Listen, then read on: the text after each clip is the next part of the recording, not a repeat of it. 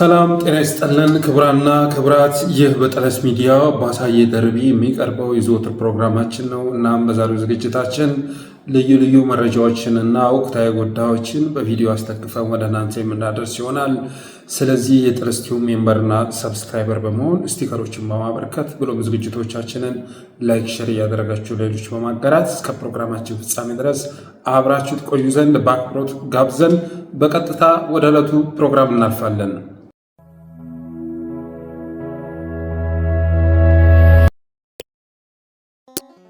የመጀመሪያው ርዕሳችን እንግዲህ ጋዜጠኞችን የተመለከተ ይሆናል እና አንድ ጋዜጠኛ ሰለሞን ኃይለ ኢየሱስ የሚባል የኢቲቪ ጋዜጠኛ አለ እና የሆነ ቪዲዮ በውስጥ ተልከውልኝ አይቼ በጣም ገርሞኛል። ይሄ ጋዜጠኛ እንግዲህ ከዚህ በፊትም በሚናገራቸው ንግግሮች በርካቶችን ሲያነጋግር የነበረ ጋዜጠኛ ነው። እንዴት በዚህ ልክ ይታሰባል እንዲህ እየተባለ ብዙ ጥያቄ ሲነሳበት የነበረ ጋዜጠኛ ነው እና በዛሬው ዕለት ደግሞ አንድ በጣም አስቂኝም ብቻ አይደለም ማለት አስገራሚም ጭምር የሆነ ንግግሩ በቪዲዮ ተቀርጾ ወጥቷል እና ዛሬ ከነጋን የትናንትና የተላከልኝ ብዙዎችን ሲያነጋግር ነበረ። እስኪ ጋዜጠኛ ትናንትስ ምን ብሎ ነበር፣ ዛሬስ ምን አለ የሚለውን በቪዲዮ ውስጥ ቀንጨብ አድርገን አይተን እንመለስ። ጋዜጠኝነት እውነትን መናገር አይደለም።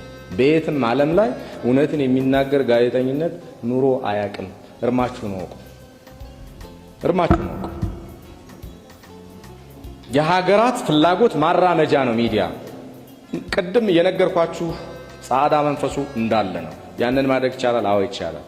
አቢዙ የሚያደርገው ማለት ፖለቲከኛ ኢትዮጵያ ውስጥ ያለው ሚዲያ አይደለም። ዓለም ላይ ያለው ሚዲያ ለፓርቲ ያጎበደደ ነው። ይሄ ማወቅ አለብህ እያንዳንዱ። መሪን እየሰደብክ መሪን እያዋረድክ ለምንም ይሁን በቃ መሪህ ነው፣ አለቃህ ነው፣ እሱን አክብር። ብትፈልግ መንፈሳዊ ነገር ማንበብ ትችላለህ። እዛ ቁጭ ብሎ ተጽፎ ታገኘዋለህ። እኔን ካላመንክ መሪን ማክበር ምን ያክል ዋጋ እንዳለው ምን ያክል ምንዳ እንዳለው ጋዜጠኛ ሰለሞን እንዲነግራችሁ የምትፈልጉት ሰዎች የፈለጋችሁትን መጽሐፍ አንብቡ። መሪን አራክስ የሚል ፍልስፍና በዓለም ላይ የለም። እንዲህ ሲሆን ነው ትውልድ የሚባረከው። እንዲህ ሲሆን ነው ትውልድ ዘመኑን የሚሻገረው። እንዲህ ሲሆን ነው ትውልድ የሚዋጀው። ስለዚህ ይሄ የረከሰ ትውልድ ባንዴ አይመለስም። ይሄ እንግዲህ ጋዜጠኛው ምን የተናገረው ነው። ዛሬ ደግሞ ምን አለ የሚለውን እስኪ አይተን እንመለስ። የኢትዮጵያ ቴሌቪዥን ከሚተማመንባቸው ጋዜጠኞች አንዱ ነኝ። ይሄን በድፍረት ነው የምነግርህ። የጠቅላይ ሚኒስትሩ በዓለ ሲመት መድረክ ስመራ ከብዙ 10 ሺዎች ጋዜጠኞች ተመርጬ ነው መድረኩን የመራሁት እና ለጋዜጠኝነት ሊከፈል የሚችል ዋጋ እስከምን ድረስ እንደሆነ በቅጡ አሳይቻለሁ ብዬ አስባለሁ። ጠቅላይ ሚኒስትሩ ይሄን እድል ሰጠውኝ በዓለ ሲመታቸውን ስመራ በዓለም አደባባይ ፊት ትልቅ ነገር እንደሰራው ብዙ የማህበራዊ ሚዲያ ጸሐፊዎች፣ አንቂዎች ስለኔ ሲጽፉ አየሁኝ። አልተኮራራሁበትም። እድል ለሰው ቢሰጥ እንደዚህ አይነትም ነገር መስራት ይቻላል የሚለውን ነገር ለውስጤ እንድነግረው ብቻ ግን እድል ሰጥቶኛል። እንግዲህ ያንን የዓለም አደባባይ መድረክ በታሪክ አጋጣሚ የመጀመሪያው ሊባል በሚችል ደረጃ እኔም የታሪክ ተቋዳሽ ሲሆን ኢትዮጵያ ውስጥ ጋዜጠኛ ጠፍቶ አይደለም፣ በጣም ብዙ ጋዜጠኞች አሉ።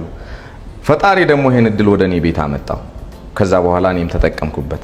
ሀገርን ያኮራ ነገር እንዳደረኩኝ ፊል አድርጋለሁ። እኔም በሀገር ታሪክ ውስጥ ትልቅ የሀገር ታሪክ ተቋዳሽ እንደሆንኩኝ ለውስጥ እየነገርኩት ሀሴት ላይ ነው ያለሁኝ። አሁን ይሄው እንደሰማችሁት ነው እንግዲህ አንዳንዱ ሰው ታድሎ ያስብላል አይደል? ትንሽ የክስተት ያስተናግድና ያቺን ክስተት በቃ የእድሜ ልክ ትዘው አድርጓት ሁሌ ሲጽናናባት ራሱን ሲያስተስትባት ይኖራል እና ይሄ እንግዲህ አሳፋሪ ነገርን እንደ ክብር የቆጠረው የሚያዋርድ ያን ያህል ሰዎች ቦታ ሊሰጡት የማይችሉትን ነገር ትልቅ ነገር አድርጎ በየቦታው ሲቀላምድ የሚሰማው ጋዜጠኛ አምና በየትኛውም ዓለም ላይ እውነትን የሚናገር ጋዜጠኛ የለም እያለ ሲናገር እውነትን የሚናገር ጋዜጠኛ የለም እና ድምዳሜው ራሱ ይገርማል። ምን ያህል አላዋቂ መሆኑን የሚያሳይ ነው። የሚናገረውን ነገር ስታው የትኛውም ሚዲያ የትኛውም ጋዜጠኛ የሀገራት ፍላጎት ማራመጃ ነው ይላል። ይህ እንኳ በተወሰነ መልኩ ላስኬድ ይችላል። ሁሉም ቢሆን የሀገራቸውን ፍላጎት ቅድሚያ ይሰጣሉ። ዝቅ ብሎ ደግሞ ለፓርቲ የማያጎበድድ ያላጎበደደ ጋዜጠኛና ሚዲያ ማግኘት አይቻልም በዓለም ታሪክ ላይ ብሎ ደግሞ ሲናገር ተሰምታላችሁ። ይሄ የሱ አስተሳሰብ ነው። ሚዲያዎች የሀገራቸውን ብሔራዊ ጥቅም እንደሚያስቀድሙ ግልጽ ነው። አንዳንድ ሚዲያዎች ደግሞ ለፓርቲ ይሰራሉ። ይሰራሉ። ለፓርቲ የሚሰሩ ሚዲያዎች አሉ፣ ለፓርቲ ተቀጥረው የሚያገለግሉ ጋዜጠኞች አሉ። ግን በዓለም ላይ ያለ ሚዲያ ሁሉ ሙጥጥ አድርጎ የፓርቲ አጎብዳጅ አድርጎ ማቅረብ ልክ አይደለም። ከዛ ባለፈ እንግዲህ አብይ አህመድ ባለ ሲመቱ ላይ የመድረክ አጋፋሪ አድርጎ ስለጋበዘው ብቻ ሰውዬ ብስጭት መንፈስ መድረክ ላይ ቆሞ መሪን ማክበር በጣም አስፈላጊ ነው። መሪህን እያዋረድክ መሪህን እያንቋሸሽ ልትባረክ አትችልም። አንድ ሀገር መባረክ የምትፈልግ ከሆነ መሪዋን ማክበር አለባት እያለ ሲናገር ነበር። ይሄንን እንግዲህ ከየት እንደወሰደው አይታወቅም። መሪዎች የሚከበሩት በስራቸው ነው፣ በተግባራቸው ነው። ዝም ብሎ ብቻ መሪ ብለው መሪነት ቦታ ላይ ስለተቀመጡ ልታከብራቸው አይችልም። አምባገነን መሪዎች፣ ጨፍጫፊ መሪዎች እስከሚችሉት ድረስ ህዝባቸውን አዋርደው ጨፍጭፈው መጨረሻ ላይ ግን ተዋርደው ነው የሚሰናበቱት። ይሄ እስካሁን የነበረ ጉዳይ ነው፣ ወደፊት የሚኖር ጉዳይ ነው። መሪ ስለሆነ ብቻ ክብር ሊሰጣቸው አይችልም። በስራቸው ነው። መሪነት ወንበር ላይ ተቀምጠው በሚሰሩ ስራ ነው ሊከበሩ የሚችሉት። ይህ ሰውዬ ግን ለእኔ የመድረክ አጋፋሪ አድርጎ ጠቅላይ ሚኒስትሩ ስለመረጠኝ መሪያችሁን አክብሩ። በአንዳንድ ሀገራት ነው መሪን መሳደብ፣ መሪን ማንቋሸሽ አንገት እስከ ማስቀላት ይደርሳል ቅጣቱ እና ያም ተሞክሮ ኢትዮጵያ ላይ ይስፋፋ ዘንድ ሲመክር ነበረ። በትናንትናው ዕለት ደግሞ ምን ብሎ ተናገረ? የኢትዮጵያ ቴሌቪዥን ከሚኮራባቸው ከሚተማመንባቸው ጋዜጠኞች መካከል አንዱ ነኝ በማለት ይናገራል። የኢትዮጵያ ቴሌቪዥን እኮ መካብህ የሚተማመንብህ ከሆነ አድርባይ ነህ ማለት ነው፣ ጥቅመኛ ነህ ማለት ነው፣ ተላላኪ ነህ ማለት ነው።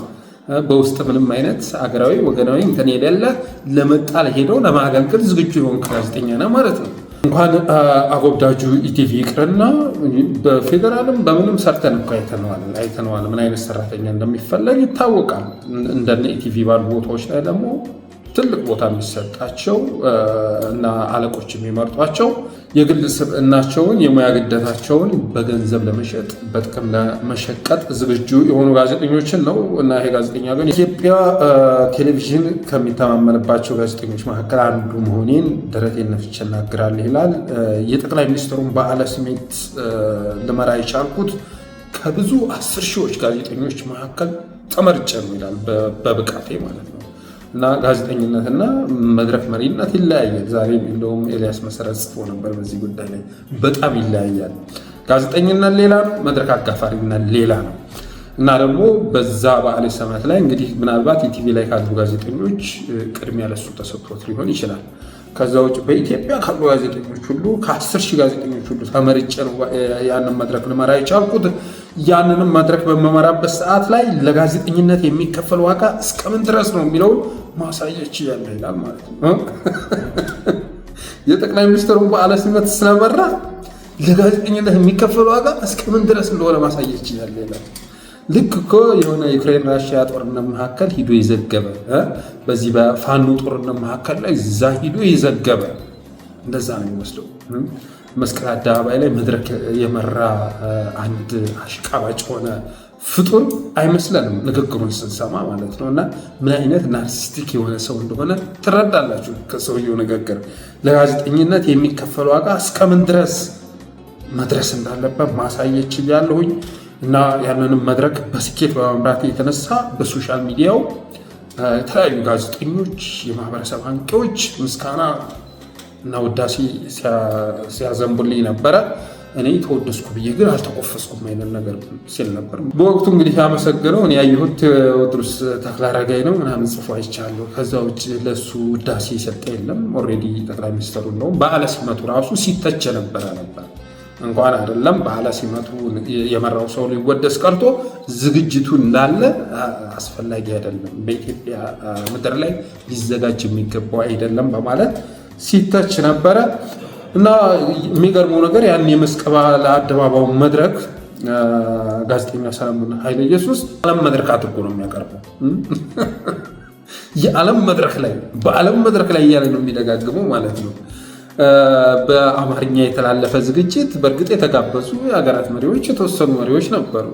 በዓለም መድረክ ላይ ያንን እድል አግኝቼ ጠቅላይ ሚኒስትሩን በዓለ ሲመት በመምራቴ አሁንም ድረስ ደስ እሰኛለሁ፣ ውስጤ በሐሴት እየተጥለቀለቀ ነው በማለት ሲናገር ትሰሙታላችሁ። እና የመድረክ አጋፋሪነትና ጋዜጠኝነት የተምታታበት እንደ ነውር የሚቆጠረውና የሚያኮሩ ነገሮች የተደበላለቁበት ጋዜጠኛ እንደዚህ የሚል አነጋጋሪ ንግግር ይዞ መጥቷል። እና እኔ የምለው ይህ ጋዜጠኛ እንግዲህ የበዓለ ሲመት መራው ብሎ በዚህ ልክ በራሱ ፍቅር ከተለከፈ፣ በዚህ ልክ የስርዓቱ ተላላኪ ታዛዥ ሆኖ ካጎበደደ እንደ ግሩም ጫላ እንደ ጋዜጠኛ ግሩም ጫላ 5000 ካሬ ሜትር ቦታ ቢለቁበት ደግሞ ምን ሊሆን ነው?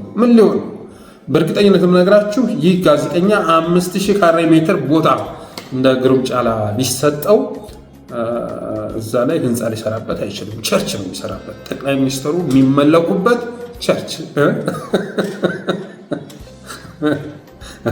አያደርግም ትላላችሁ? በዓለ ሲመት መድረክ መራው ብሎ በዚህ ደረጃ በጠቅላይ ሚኒስትሩ ፍቅር ከተለከፈ እንደ ግሩም ጫላ 5000 ካሬ ሜትር ቦታ ቢሰጡት ጠቅላይ ሚኒስትሩ የሚመለኩበት ቸርች መክፈቱ አይቀርም።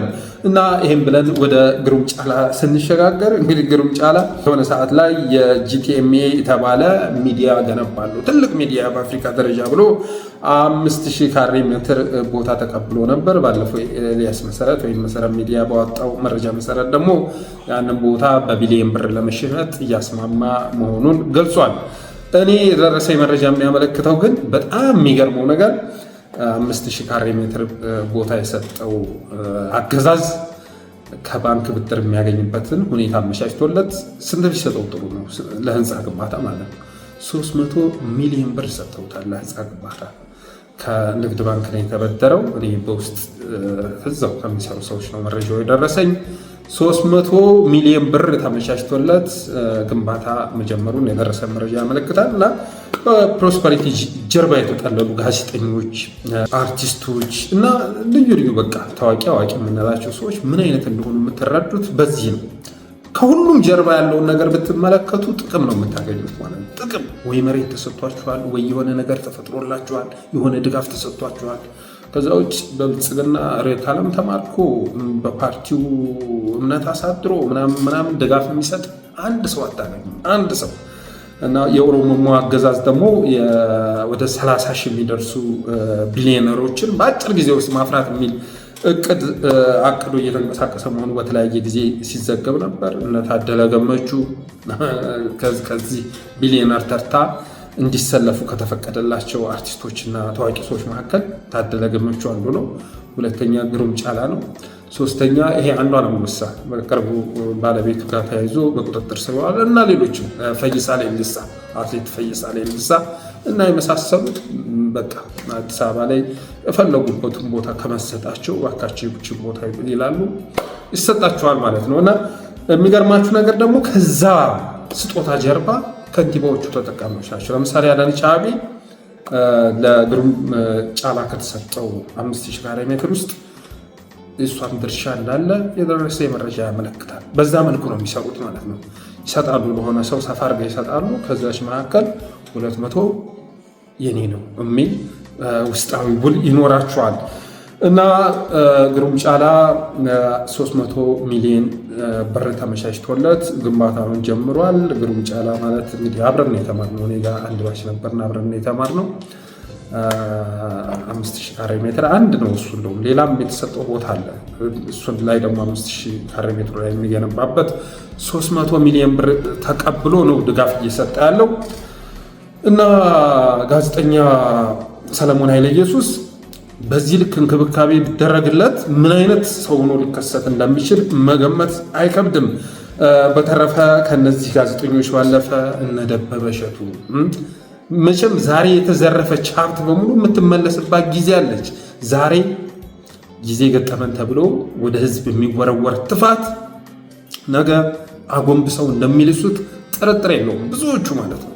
ጊዜ ገጠመን ብለው ስልጣን ላይ የመጣው ከኛ ዘር የወጣ አገዛዝ ነው ብለው ተገቢነት የሌለው ነገር ሲናገሩ ነበሩ። ለምሳሌ ታደለ ገመቹ ኢትዮጵያ ኦርቶዶክስ ተዋሕዶ ቤተክርስቲያን በዛን ሰዓት ላይ ጥቁር መልበስ ባወጀችበት ሰዓት ነጩን ግድግዳ ወጥቶ አልሰማችሁም፣ ምንድነው ጥቁር የምለብሰው ምናምን ብሎ ከቤተክርስቲያኗ በተቃራኒ ሲሰለፍ ነበረ። በተመሳሳይ መልኩ ግሩም ጫላ ወደ ሚዲያ እየመጣ በሚናገረው ንግግር ብዙዎችን ሲያስገርም ነበረ። እንግዲህ የሆነ ፖድካስትም ላይ ቀርቦ ባለፈው በጣም ለጆሮ የማይመጥኑ ነገሮችን ሲናገር ነበረ። ዛሬ ደግሞ ተራኛው ቀባጣሪ ሰለሞን ኃይለ ኢየሱስ ሆኗል። ከዚህ ውጭ ግን እነ ደበበ እሸቱ፣ እነ ጥላሁን ጉግሳ አይታችኋል። አሁን በመስቀል አደባባዩ ጉዳይ ላይ አጋፋሪ ሆኖ ከተከሰቱ ሰዎች አንዱ እሱ ነው። አርቲስት ደባሽ ነው ምናምን የሚባል አለ። እነ አቤል ሙሉጌታ ለጠቅላይ ሚኒስትሩ የዘፈነ ማለት ነው። እነ ሀረጎይና አሰፋ፣ እነ ማስተዋል፣ ታምሩ ብርሃኑ ጅማ ሂዶ የሆነ ቪዲዮ እኔ ለጥፌላችሁ ነበር አይታችሁ ከሆነ ጅማ ሂዶ ከንቲባው በጣም መመለስ አለበት። ምን አይነት ከተማ ነው ጅማ ከተማ? እኔ አውቀዋለሁ ከዓመታት በፊት እንደዚህ ተለውጦ ማየት በመቻሌ ምናምን እያለ ብዙ ምስክርነት ሲሰጥ ነበር። እነ ነቢዩ ባየ፣ እነ ሰርጸ ፍሬ ስብሐት። ሰርጸ ዛሬ ተሰናብቷል። እንደውም ሰርጸ አጨራረሱን አሳምሯል። እንግዲህ እሱ በሚመራው ተቋም ውስጥ ከበሱ ስር 4 ነው ምናምን ቲያትር ቤቶች አሉ። በዛ ቲያትር ቤት የሚሰሩ አርቲስቶችን ቀንሰህ አባር 800 አርቲስት ነው ምናምን አባርና ከብሔር ብሔረሰብ የተውጣጡ አርቲስቶች ተካ ሲባል እኔ ይሄን ማድረግ አልችልም። እነዚህ ልምድ ያላቸው አርቲስቶች ናቸው፣ ኢትዮጵያን የሚያገለግሉ ናቸው። ግዴታ ሀዲያውን ለማገልገል ከሀዲያ መወለድ አይጠይቅም። ወላይታውን ለማገልገል ከወላይታ መወለድ አይጠይቅም። ትግሬውን ለማገልገል ትግረኛ መናገር አይጠይቅም።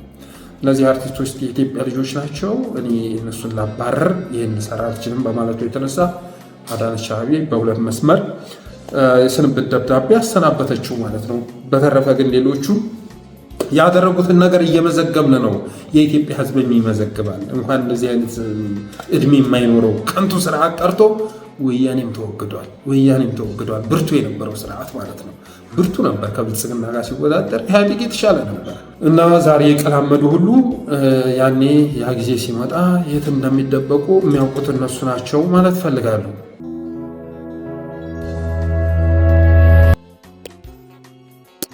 ወደ ሁለተኛው መረጃ ሲሸጋገር የትግራይ ክልል ጊዜያዊ መስተዳድር ፕሬዝዳንት ጌታቸው ረዳ ዛሬ ጋዜጣዊ መግለጫ ሰጥቷል። በእርግጥ ፕሬዝዳንት ብሎ መጥራት ይከብዳል። ጌታቸው ረዳ የቀድሞ ፕሬዝዳንት ህወሓቶች መግለጫ ሲያወጡ የቀድሞ ፕሬዝዳንት እያሉ ነው የሚወጡት እና ጌታቸው በዛሬው ዕለት ጋዜጣዊ መግለጫ ሰጥቷል። ብዙ ሚዲያዎችን ሰብስቦ ጋዜጣዊ መግለጫ እኮ ናፍቆን ነበር፣ እኛ ኢትዮጵያውያን ናፍቆን ነበር እኮ። ጠቅላይ ሚኒስትሩ መቼ ጋዜጣዊ መግለጫ እንዲሰጥ ታውቃላችሁ? መጋቢት 19 2011 ዓ.ም ጋዜጣዊ መግለጫ ይሰጣል። መጋቢት 19 2011 ዓ.ም ወደ ስልጣን እንደመጣ ጊዜ ያኔ ለተመረጡ ጋዜጠኞች ጋዜጣዊ መግለጫ ሰጥቷል። ለተመረጡ ለዛው ማለት ነው። እንደምታዩት እንትኑ ተጽፎ ነበር በወቅቱ። ከዛ በኋላ ጋዜጣዊ መግለጫ የሚባል ወፍ የለም። እንዲህ መለስ ዜናዊ እኮ በሆነ ጊዜ እንኳን ኢቲቪን እና ዋልታን ምናምን ሰብስበው እኮ ጋዜጣዊ መግለጫ ይሰጡ ነበር። አብይ እንደሱ እኮ ሚዲያ ጠል የሆነ ሰው የለም። ሚዲያ ጠል አሁንማ እኮ እነ ኢቲቪ እነ ዋልታ እነ ፋና እና ሌሎችም የመንግስት ሚዲያዎች የጠቅላይ ሚኒስትሩን ዜና እኮ በፈለጉት መልኩ መዘገብ፣ አብረው እየተከተሉ ሂዶ ይሄ ካሜራ ደግኖ ምናምን መቅረጽ ምናምን ቀረ። አሁን ጠቅላይ ሚኒስትር ቢሮ የራሱ የሆኑ ጋዜጠኞች አሉት፣ ኤዲተሮች አሉት፣ ካሜራማን አለ። ስለዚህ እሱ ጋር ተከታትለው ሂደው እነሱ የሰሩትን ፕሮግራም ተጽፎ ይሰጣቸዋል። ከዛ ከገጹ ላይ ልክ እንደ ማንኛውም አንባቢ ሁሉ ያንን ዜና ዳውንሎድ አድርገው አንብበው ኮፒ አድርገው ይለጥፋሉ። በተለያየ ቋንቋ እንኳን መግለጽ አይችሉም። እና ጠቅላይ ሚኒስትሩ ይሄን የሚያደርገው ለምንድን ነው ሲባል አንደኛ በቀድሞ ባደረጋቸው እንትን ከኢቲቪም ከምንም ተከትለው እየሄዱ ከዛ ጠቅላይ ሚኒስትሩ መሀል ላይ ከአይምሮ ውጭ የሚሆንበት ሰዓት አለ ማለት አይምሮውን የሆነ ቦታ ያስቀምጥና ብዙ ነገር ይቀላምዳል፣ ያመልጠዋል። እነዛ ያመለጠው ነገሮች በየመንግስት ሚዲያው መቀመጣቸው ነገ ከፍተኛ ጉዳት እንደሚያመጣ ተረዳ ማለት ነው። ለምን ኤዲት ያልተደረገ ቪዲዮ ቀጥታ ቀርጸው ወስደው ስቱዲዮ ውስጥ ያስቀምጣሉ።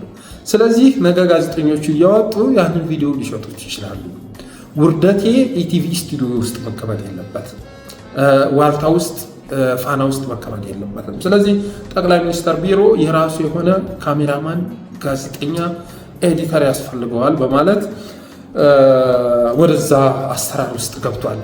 እንኳን ጋዜጣዊ መግለጫ ሊሰጥ ቀርቶ ጋዜጠኞችን ሰብስቦ ዛሬ ወደ መስክ ሲሄድም አብረውት የሚሄዱት ጋዜጠኞች የተመረጡ ናቸው። ለማንኛውም ጠቅላይ ሚኒስትሩ መጋቢት 19 2011 ዓ.ም ጋዜጣዊ መግለጫ የሰጠ ነው። ከዛ በኋላ ለገሰ ቱሉ የሚባል የመንግስት ኮሚኒኬሽን እሱ ነው እንግዲህ ትንሽ ጋዜጣዊ መግለጫ ሲሰጥ የሚታየው እና ዛሬ ጌታቸው ረዳ ጋዜጣዊ መግለጫ ሰጥቷል።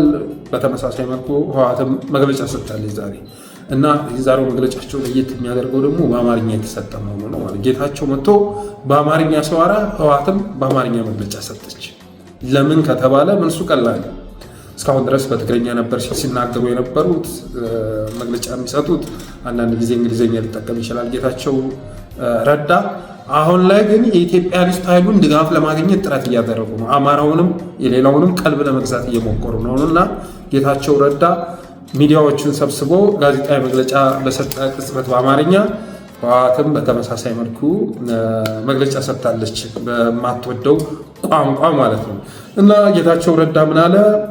ዛሬ ትግራይ ውስጥ ትርምስ እየፈጠረ የሚገኘው አንጃ ስልጣን ፈላጊ ነው። ትግራይን ሲዘርፍ የነበረ ኃይል ነው እና ዓላማውም ቢሮ መስበር፣ ማህተም መቀማት እና መፈንቅለ መንግስት ማካሄድ ላይ ይገኛል። ከዚህ አንጃ ጀርባም የኤርትራ እንደውም ትናንት በእንግሊዝኛ የሰጠው ጋዜጣዊ መግለጫ ላይ ከግብፅም ጋር አገናኝቷቸዋል እና ዛሬ ደግሞ በግልጽ ከኤርትራ ጋር አብረው እየሰሩ ናቸው። በትግራይ ክልል ካለው ትርምስ ጀርባ የኤርትራ መንግስት እጅ ያለበት በማለት ሲናገር ተሰምተዋል። የፌዴራል መንግስት በትግራይ ክልል የሚያደርጋቸውን በጎ ስራዎች መጥቀስ በህወሓት ዘንድ በባንዳነት በተላላኪነት እያስፈረጀ ተቸግረናል በማለት ተናግሯል። የፕሪቶሪያው ስምምነት ዓላማ ተኩስ ማቆም መሆኑን ተናግሯል። ስለዚህ አሁን ላይ ይሄ አንጃ የሚያደርገው እንቅስቃሴ ፕሪቶሪያ ስምምነትን የሚጥስ ነው ብሎ ተናግሯል። በህወሓት ኃይሎች መካከል ለተፈጸመው ጥፋት የፌዴራል መንግስት ተጠያቂ ማድረግ አግባብነት የለውም ብሏል። አሁን በትግራይ ክልል ውስጥ ላለው ትርምስ የፌዴራል መንግስትን ተጠያቂ ማድረግ አግባብ አይደለም በማለት ተናግሯል። ሌላ ምንድን ነው ያለው? ስለ ፌዴራል መንግስት ዝምታ ተናግሮ ማለት ነው።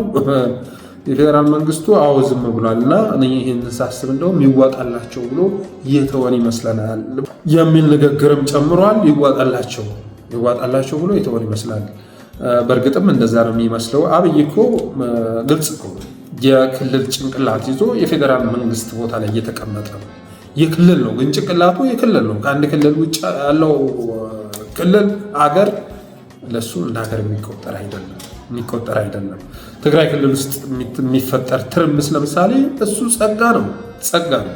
አማራ ክልል ላይ ባህር ዳር ከተማ ተቃጥላ ብታድር፣ ጎንደር ተቃጥላ ብታድር አብይ አህመድ እልል ነው የሚለው። እልል ደስ ነው የሚለው። ለምን እንደ ሀገር አይመለከተውም። እንደ ባዳ ሀገር እንደ ጠላት ሀገር ነው የሚመለከተው። እና ጌታቸውም ዛሬ ይዋጣላቸው ብሎ የተወን ይመስላል።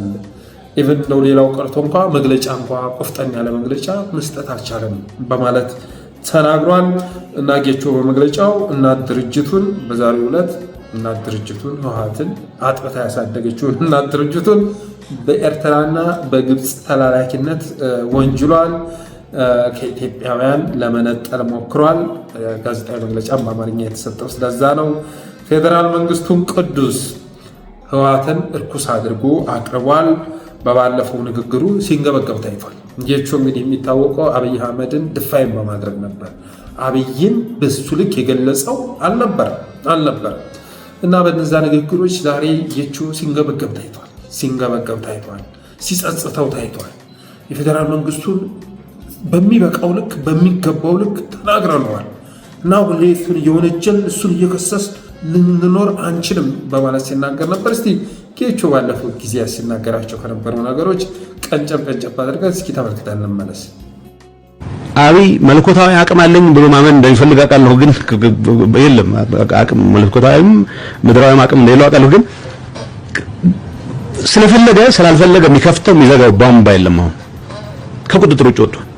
ትችላለህ ብለውት መኪና የፈታ ጀማሪ መካኒክ ማለት ነው ብልጽግና መሪ አሁን የገጠመው ሲቹዌሽን። አሁን አብይ ካልኩሌሽኑን አሳምረቀ። ስለዚህ በዚህ ውጊያ እርግጠኛ የነበረው ምንድነው የትግራይ ጦር ቢያንስ ኢሳያስንና የሻዕቢያን ሰራዊት ያዳክማል ብሎ እርግጠኛ ነበር። አማራም ይዳክምለታል። ከዛ በአዲስ ጉልበት እነ ሽመልስ ልዩ ኃይል ብሎ ይሰበሰቡታል። እሱን ደግሞ ይዞ ታንክ እያንጋጋ አስመራ ይገባል ነው። ብርሃኑ ተላላኪ ነው፣ አብይ ሌላ ተላላኪ ነው ወይስ ቃል የገባለት ነገር አለ? አብይ ፕሬዝዳንት ይሆናል፣ ብርሃኑ ጠቅላይ ሚኒስትር ይሆናል። እንደዛ ነው። ምክንያቱም ፕሬዝዳንት መሆን እንደሚፈልግ አውቃለሁ። አብይ ሰማችሁት ነው እንግዲህ ጌታቸው ረዳ አብይን በሱ ልክ የገለጸው የለም ማለት ይቻላል። ኢትዮጵያ ውስጥ በደንብ አድርጎ በደንብ ልክ ለኩን የትምህርት ማስረጃው አልቀረ የማደናገር የአገዛዝ ፕሪንሲፕል ምን አይነት መርህ እንደሚከተል በጣም ብዙ ነገሮችን ሲገልጽ ነበር። ዛሬ ጌቾ መግለጫዋ እንግዲህ እስከ ዛሬ ድረስ ጦርነት ሜዳ ላይ ሆነን ብዙ ነገር ተናግረናል፣ በረሃ ሆነን ብዙ ነገር ተናግረናል እና ህወሓቶች አሁንም በረሃ ሆነን ስንናገር የነበረውን ንግግር እንድንደግም ይፈልጋሉ። ዛሬም ጠቅላይ ሚኒስትሩ እንድንሳደብ ይፈልጋሉ። ያንን ባለማድረጋችን በተላላኪነት በባንዳነት እየፈረጁን ይገኛሉ በማለት ተናግሯል። የፌዴራል መንግስቱ ማድረግ ያለበትን ነገር እያደረገ አለመሆኑን በእርግጥ በህጋዊ መልኩ በትግራይ ክልል ጣልቃ እንዲገባ ባንጠይቅም ግን በሚገባው ልክ ደግሞ ጉዳዩ ያገባኛል ብሎ እየተንቀሳቀሰ አይደለም በማለት ሲወቅስ ተሰምቷል። ጠቅላይ ሚኒስትሩ የያዝማን በመስመለከት ጌታቸው ረዳ ትናንትና ባደረገው ነገር ቂም የያዘበት ነው የሚመስለኝ። እኔ አንድ ፕሮግራም ሰርቻለሁ የሆነ ሰዓት ላይ እንደውም ጌታቸው ረዳ ተጠቅሞ ይጥለዋል። አሁን አብይ አህመድ ስራ አጥቶ ነው በጌታቸውና በደብረጽዮን መካከል በተፈጠረ ጠብ ከጌታቸው ጎን ሆኖ እንደገና ደብረጽዮንን ሲዋጋ ማለት ነው። ስራም አላጣ። በነገራችን ላይ የህወሓት አሁን መቀሌን ተቆጣጥሮ ቢሮዎችን ሰብሮ ከንቲባውንም ሁሉንም ስራ አስጀምሯል። ዛሬ ማወጣው መረጃ በመቀሌ ከተማ የሾማቸው ተሿሚዎች ስራ ጀምረዋል እና አብይ አህመድ አሁን ላይ እንደውም ጌታቸው ረዳን ሊበላው ይችላል። ይኸው እያስለፈለፈው ሁሉ እየተበቀለው ነው በደንብ አድርጎ ማለት። ትናንት ሲሰርበው ሲያንቋሽሸው እንዳልነበረ ሁሉ ዛሬ ደግሞ እየተሽለጠለጠ ሸራተን ሆኖ በሰጠው ጋዜጣዊ መግለጫ ጌቾ የአብይ አህመድ እውቅና ስትሰጥ ተሰምታለች። የኢትዮጵያ መንግስት እያለ ሲጠራ የኢትዮጵያ መንግስት የፌዴራል መንግስቱ ማድረግ ያለበትን አድርጓል፣ ችግሩ የኛ ነው እያለ ህወሓትን ሲወቅስ ተሰምቷል። እና ከዚህ በላይ በቀል አለ? አብይ አህመድ ዝቷል ይመስለኛል። የሆነ ሰዓት ላይ ጌታቸው ረዳ ሆይ አንተን ከስራ ያስገብቼ ህወሓት ላይ ካላዘመጥኩ አብይ ብለህ አትውጣይ ብሎ የዛተ ነው የሚመስለኝ። እና ጌቾ ወጥመድ ውስጥ ገብታ ዛሬ ከፌዴራል መንግስቱ ጎን ተሰልፋ አብይ መንግስት እያለ ማለት አብይ መንግስት ብሎ እየጠራ ተሰልፎ እና ድርጅቱ ላይ ሲዘምት ተሰምቷል። በተመሳሳይ መልኩ ሄዊም ህወሓት መግለጫ ዛሬ አውጥተዋል። ምንድነው ያሉት? የቀድሞ ፕሬዝዳንት ይላል መግለጫው። የቀድሞ ፕሬዝዳንት አቶ ጌታቸው ረዳ ብሔራዊ ክህደት ፈጽሟል ይላል የህወሓት መግለጫ ደግሞ ብሔራዊ ክህደት ፈጽሟል ከነዛዲግ አብርሃምን እና አብርሃ በላይም በሚያስንቅ መልኩ የባንዳነት ክህደት ፈጽሟል ይላል። እስካሁን ድረስ ለትግራይ ብዙ ዋጋ የከፈለውን የቲዲኤፍ ሰራዊት መሪ አልባ ለማድረግ 4 አመራሮችን አላግባብ በመሻር ሰራዊቱን ለመበተንና ክልሉን አሳልፎ ለመስጠት ተንቀሳቅሷል በማለት ጌታቸው ረዳን የቀድሞ ፕሬዝዳንት በሚል ስም ጠርቶ በብሔራዊ ክህደት ወንጅሎታል። ሌላው ደግሞ የዩኤስ ኤምባሲም ዛሬ መግለጫ አውጥቷል። የዩኤስ ኤምባሲና የ25 ሀገር ኤምባሲዎች ዛሬ መግለጫ አውጥተዋል። በመግለጫቸውም የተኩስ አቁም ስምምነቱ በፕሪቶሪያ የተፈረመው እሱ ተጠናክሮ መሄድ እንዳለበት፣ ከዚህ በኋላ የሚጮህ ጥይት መሰማት እንደሌለበት፣ ሁሉም አካላት ወደ ጦርነት ከሚያስገባና ግጭት አባባሽ ከሆኑ ነገሮች እንዲታቀቡ አሳስበዋል። እንግዲህ ገለልተኛ ሆነው ነው የተንቀሳቀሱት። ከጌታቸው ረዳም ከደብረ ጽዮንም ጎን መሆናቸውን ሳይገልጹ በደፈናው እንደዛ የሚል መልእክት አስተላልፈዋል። ጌቹ ዛሬ በሰጠው እንትን ላይ አንድ የተመቼ ነገር ምንድነው? ተፈናቃዮችን በተመለከተ የተናገረው ነው። ከወልቃይት የተፈናቀሉ እሱ ምዕራብ ትግራይ ብሎ ነው የተናገረው። ከወልቃይት የተፈናቀሉ ተፈናቃዮችን ወደ ቤታቸው እንመልስና ስለ ሪፍራንደሙ ቀስ ተብሎ ይወራል ብንልም ይሄ እንዳይሆን ያደረገው ህወሓት ነው ማለት ሲሆን እጅል ተሰምቷል። ህወሓት ነው እና በነዛ ተፈናቃዮች ችግር ላይ ፖለቲካዊ ትርፍ ለማግኘት ሲል ወደ ተፈናቀሉበት አካባቢ እንዳይመለሱ አድርጓል በማለት ተናግሯል። ይህም ከዚህ ጋር በተያያዘ የወልቃይት ጠገዴ የአማራ ማንነት አስመላሽ ኮሚቴ እንግዲህ ነገር ያነሰዋልና ትናንት አንድ መግለጫ አውጥቷል። ትናንት አንድ አሳፋሪ መግለጫ አውጥቷል። ይኸውም መግለጫ ምንድነው የሚለው? በደንብ ደጋግማችሁ ካላነበባችሁ በቀር መግለጫው ራሱ የሚገባችሁ አይደለም። በጣም ደጋግማችሁ ማንበብ አለባችሁ። እና ምንድነው የሚለው ላንብብላችሁ። ለወልቃይት ጠገዴ ሰቲት ሁመራ ነዋሪዎች በሙሉ ይላል ካላችሁበት የብሔራዊ መታወቂያ ወይም የፋይዳ መለያ ካርድ ይመለከታል ይላል እና ስለተከፈለው መስዋዕትነት ያወራና ምን ይላል? ይሁን እንጂ በህገ መንግስቱ መሰረት የኢፌዴሪ ፌዴሬሽን ምክር ቤት በግልጽ ህጋዊ እውቅና ያልሰጠን በመሆኑ ዜጎቻችን ለማንኛውም ኢትዮጵያዊ በፈለጉትና በታገሉለት ማንነት የአማራ ብሔራዊ ክልላዊ መንግስት በወልቃይት ጠገዴ ሰቲት ሁመራ ዞን በሚል አድራሻ ነዋሪዎቻችን መታወቂያ ሲጠይቁ የፋይዳ ማለት ነው በምዕራብ ትግራይ ዞን ትግራይ ክልል በሚል ሲስተሙ አወጣው በሚል ከተመዝጋቢዎች እኔ ትግሬ ማንነት ሳይኖረኝ ባልፈለግነው የማንነት አድራሻ ነው የምትለው የሚል ተደጋጋሚ ቅሬታ በህዝቡ በማንነትና ወሰን ኮሚቴና አስተዳደር በመቅረቡ ኮሚቴው ለፌዴሬሽን ምክር ቤት በማመልከታችን ምክንያት የፌዴሪ ፌዴሬሽን ምክር ቤት መልስ ሰጥቶናል ይላል።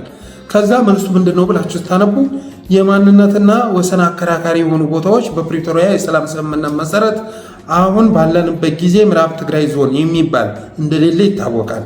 ስለሆነም ትግራይ ክልል ምዕራብ ትግራይ ዞን እየተባለ ለሚሰጠ የብሔራዊ መታወቂያ ወይም ፋይዳ ከዚህ በፊት የተሰጠውን ማስተካከያ ተደርጎና ለወደፊት ሊሰጥ የታሰበውም ቆሞ በምትኩ የወልቃይት ጠገዴ ነዋሪዎች አሁን በተጨባጭ በሚኖርበት ወረዳና ከተማ ስም እየተጠራና እየተመዘገበ መሰጠት ያለበት በሚኖርበት ወረዳና ከተማ አስተዳደር ብቻ በመግለጽ የግለሰቡ ብሔራዊ መታወቂያ ሊሰራለት ይገባል ብሎ መልሶ ሲጠይቁ ተሰምታላችሁ። አረ ወንድሞቻችን አማርኛ ማስተማር ያስፈልጋል።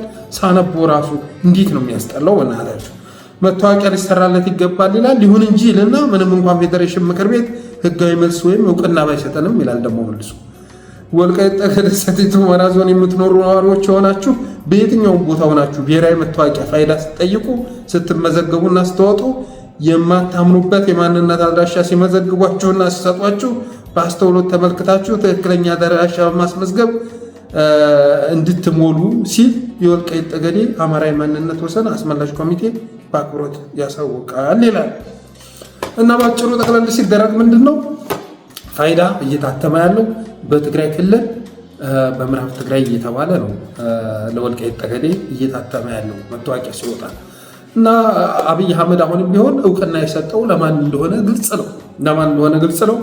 እና ዘገየም በላቸው አይደለ እዛ ወልቃይት አካባቢ ያለ ኃይል ዘገየም ነው በቃ ከባለፈው እንትን ተስፋ የሚያደርግ እና ብዙ ነበር ሰፊ ነበር እንደውም ለአብይ ድጋፍ የሚሰጠው ወልቃይትን አስመልሷል በቃ አስመልሷል እሱም በመደገፍ በቃ እንትናችንን ማጽናት ያስፈልጋል ምናምን እያለ ሲምቦዣቦዥ ነበር በርካታ ኃይል። ይኸው አብይ ግን እያየው ነው እየመንሸራተተልን ነው። ፋይዳ ፕሪንት ሲደረግ ምንድነው ሲስተሙ በዛ መልክ አወጣው ምናምን ኢቭን ራሱ ይሄ ኮሚቴ ያወጣው መግለጫ ምን አይነት በቃ እጅና እግር የሌለው በቃ የተለሳለሰ ሽልጥልጥ ያለ ማለት ነው። ኧረ ተው የጎንደር አማራን አታሰድቡ፣ ጀግናውን የጎንደር አማራ አታሰድቡ። በእውነት ምን አይነት እንትን ነው ግን እዛ አካባቢ የተፈጠረው? እኔ የጎንደር አማራ በጀግንነት የሚታወቅ ነው እና እንደዚህ መሽለጥለጥ ምናምን አያውቅም። ቅጩን ተናግሮ ነው የመሸበት የሚያገር ግን እዛ አካባቢ በዚህ በፖለቲካው ዘርፍ የሚንቀሳቀሰውን አይመስለው እንዲህ በቃ ምን እንደሚያወሩ አይገባችሁ። ታክደው እንደገና ተስፋ ሲያረጉ ታያላችሁ ማለት ነው። ለማታለል ሲሞክሩ አንድ ቹቹ ያለባቸው የሚባል ኤሊት አላቸው እና አብይን ለማታለል የሚጽፋቸው ጽሑፎች ስታነቡ ወይ ረዥም መሆን ትጠላላችሁ ማለት ነው። ረዥም ሰው መሆን የረዥም ሰው ብልጠት እንዴት ያስጠላል ትላላችሁ። አብይን ለማታለል ሲሞክር ማለት ነው። የሆነች ቃላት አሰማምሮ ምናምን አብይን ሲሸነገለው ፖለቲካ ሲጫወትበት ምናምን ስታው ትስቃላችሁ ማለት ነው። ኦልሬዲ እኮ አብይ ያንን ስቴፕ አልፎት ይኸው ፋይዳ መታወቂያ ሲያወጣ ምዕራብ ትግራይ ነው እያወጣ ነው። እና እኔ አሁንም ቢሆን ጌታቸው ረዳ የተገባላቸው ቃል አለ። እኔ አብይ ትግራይ ጋር ይዋጋል ብዬ በታሪክ አላስብም። በፍጹም እንዳው መከላከያም ወደ ትግራይ ካስገባለው ህወሓት ጋር እንደገና አይቶ ወደ ወልቃይት ወደ አማራ ክልል መምጣቱ አይቀርም ብዬ ነው ማስብ።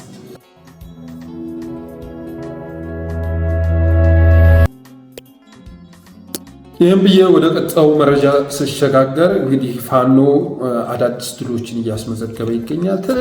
ትልልቅ ድል እያስመዘገበ ነው።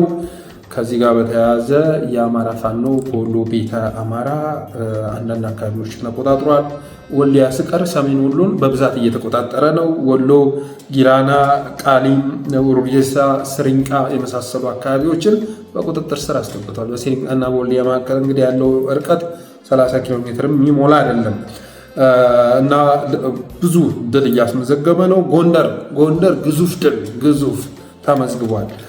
60 መማሪያው ተሰምቷል። የአብይ አህመድ ሰራዊት ማለት ነው።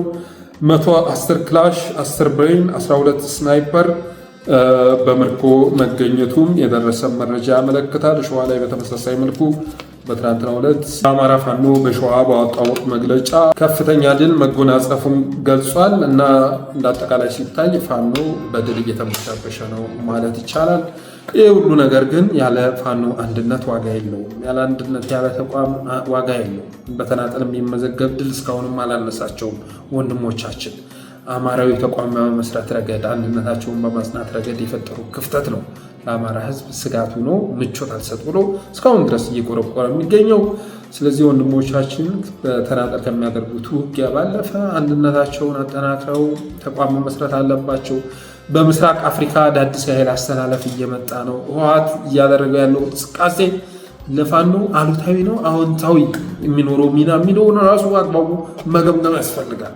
አሁን ኮሎኔል ደመቀ እዛ ብልጽግና ጋር ሲሞዳሞዱ እዛ ጋር ህወሓትና ሻዕቢያ አብረው የሚሰሩበትን እድል ፈጥሮላቸዋል። ኮሎኔል ደመቀ መከላከያ ጋር ተቃቅፉ መግለጫውን ራሱ አሁን ብታነቡት መከላከያችን መንግስታችን ያስመለሽ ኮሚቴው መግለጫ ማለት እያለ ይቀባጥራል። አሁንም ፋይዳ መታወቂያ ላይ በትግራይ ክልል በምዕራብ ትግራይ ዞን እየተባለ እየወጣ አሁንም መንግስታችን መከላከያችን ነውና የቀሽም ፖለቲካ ሲያራምዱ አሁን በወያኔና በሻዕቢያ መካከል ጥምረት እንዲፈጠር አድርገዋል። እነዚህ ኃይሎች በጥምረት እያደረጉት ያለው እንቅስቃሴ ለፋኖ ያለው አስተዋጽኦ አሉታዊ ነው አዎንታዊ የሚለውን መመልከት ያስፈልጋል። ተገዳዳሪ ኃይል ሆኖ መገኘት ያስፈልጋል። ተገዳዳሪ ኃይል ለመሆን ደግሞ ጎንደር፣ ሸዋ፣ ወሎ፣ ጎጃም ላይ ተበጣጥሰ ተቀምጠህ ተገዳዳሪ ኃይል ልትሆናችን ወንድሞቻችን ተቋም መስረቱ። ሽፍታ ተብላችሁ እንድትገለጹ ራሳችሁን አታድርጉ። በዚህ አካሄድ ከቀጠል ሽፍትነት ነው የሚሆነው። ከአማጺነት ወደ መንግስትነት ትሸጋገራላችሁ ተብሎ ተስፋ የሚደረግባችሁ ወንድሞች ናቸው። ስለዚህ አማጺነት ተባላችሁ መቅረት ካልፈለጋችሁ በስተቀር ህዝብ እየተጎሳቆለ ብዙ ዋጋ እየከፈለ የዋር ሎርዱ ናችሁ።